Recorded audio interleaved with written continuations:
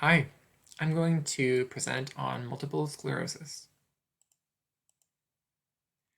Multiple sclerosis is the most common acquired demyelinating central nervous system disease, and the most common serious CNS disorder in both young and middle-aged adults. It affects between 0.1 and 0.2% of the US population, with women affected more often than men. It has a pretty early onset for a neurological disease, with onset beginning typically between 20 and 40 years old, though later cases can occur. So characteristics. As previously stated, MS is a demyelinating central nervous system disease where the body's own immune system attacks the central nervous system and causes damage through demyelination of nerves, which slows or stops nerve transmission. The plaques cause the demyelination and death of oligodendrocytes.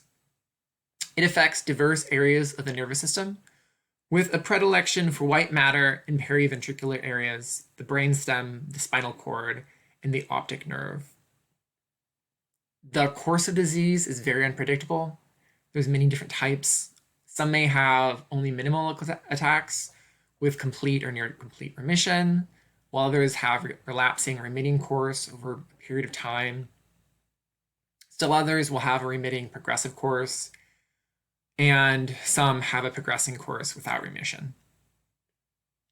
There are multiple symptoms not involved with motor speech disorders, including gait dysfunction, tremor that can occur in upper extremities that won't occur in speech muscles, visual and other sensory dysfunction, cranial nerve abnormalities like Bell's palsy and trigeminal neuralgia, cognitive deficits, dysphagia, and aphasia and apraxia of speech in rare cases.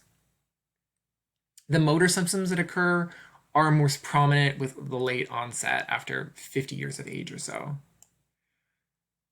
Because of the unpredictable nature of MS, it's often misdiagnosed, sometimes as a psychogenic disorder, like conversion disorder.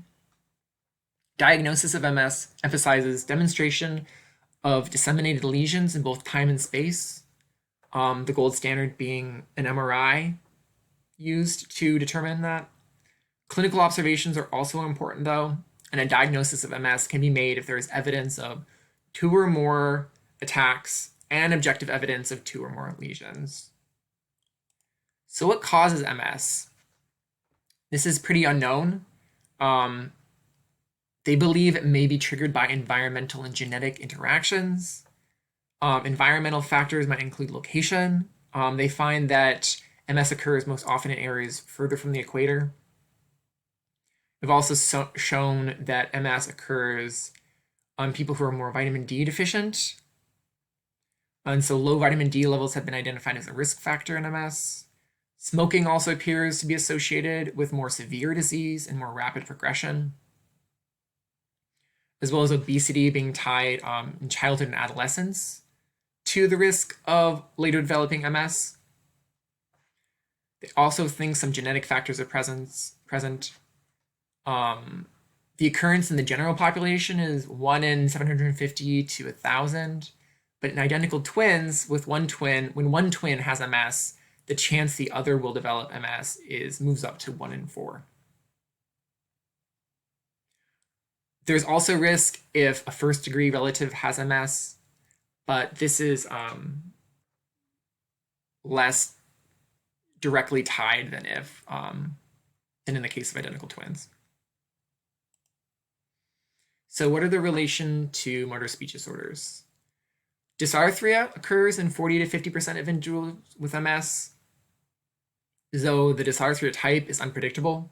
Nearly any single type or combination of types may occur with MS. Spastic dysarthria and ataxic dysarthria are the most common single types, but flaccid, hypokinetic, hyperkinetic, and unilateral upper motor neuron dysarthria is also possible.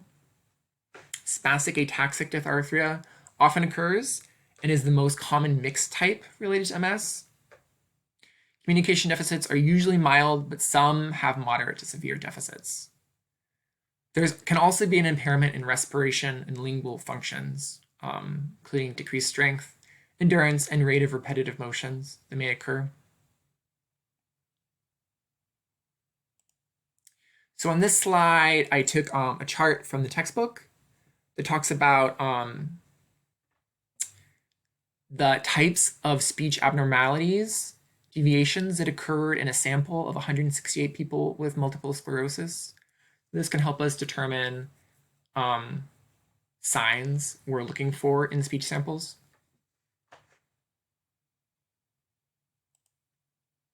So my question for everyone is, considering the frequent misdiagnosis in people with multiple sclerosis, what signs or symptoms would you look for in a person you suspect has MS but is undiagnosed?